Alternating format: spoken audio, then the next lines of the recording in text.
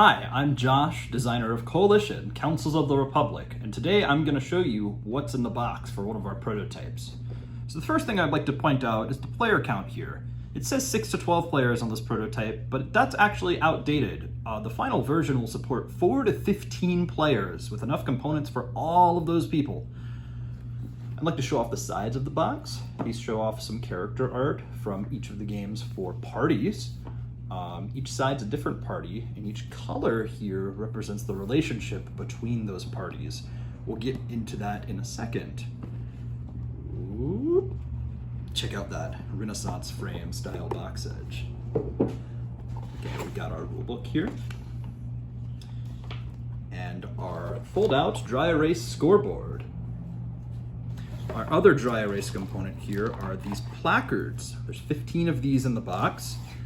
They correspond to the game's 5 factions. So there's 4 parties: clergy, nobles, merchants, and rebels.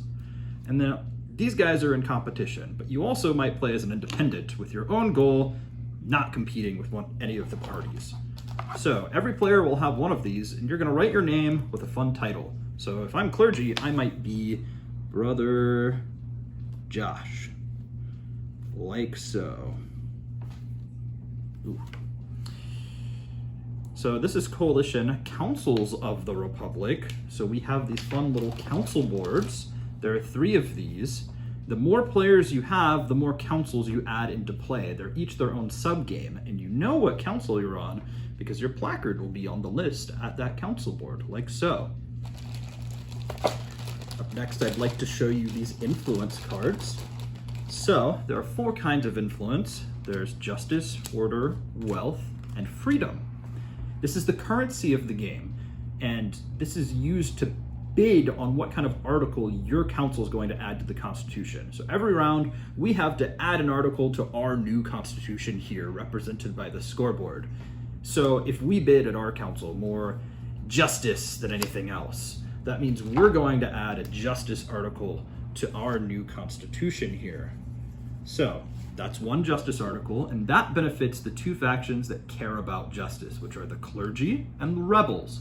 So that's the main scoring mechanism of this game. No one scores alone in Coalition. You're always doing something that benefits a certain set of your opponents. All right. Next, I'd like to show you these edict tiles. So every council is going to be doing that bidding process sort of simultaneously.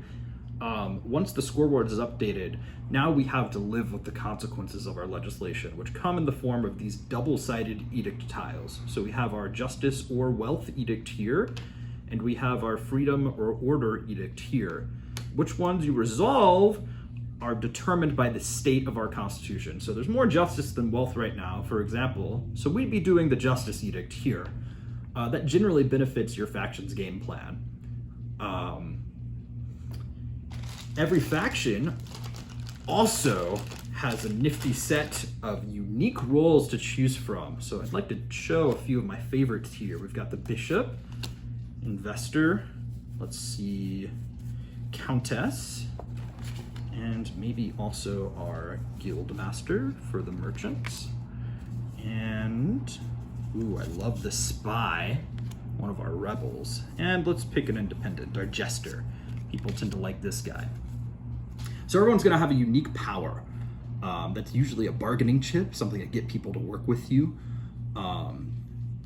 It might be, a little bit of a gunboat diplomacy type thing, like do this with me or suffer the consequences. Or it might be a, hey, like we did this thing together, so now we both get influence. You can also, some roles like the spy and countess can manipulate the outcomes of bids. So it's never a certainty.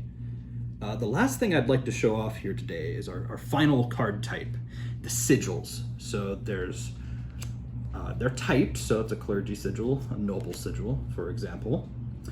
These are an extra bargaining chip. So we talked about how you score points on the scoreboard here, but you can also score points by getting sigils from other parties. So for example, this is a clergy sigil. I, as a clergy, would start the game with one of these, but it's not worth anything to me. It's only worth something to the other 3 parties. They can also be used to secure binding deals. So deals are non-binding in this game, But if a sigil changes hands as part of a deal, like if I give this to a rebel and say, man, I need you to bid all of your justice cards, if they accept, they have to do that now. Trust goes a really long way in this game, and this represents your good word. So that's all the components in the box, or at least a sampling of them. Thanks. Hope you enjoyed.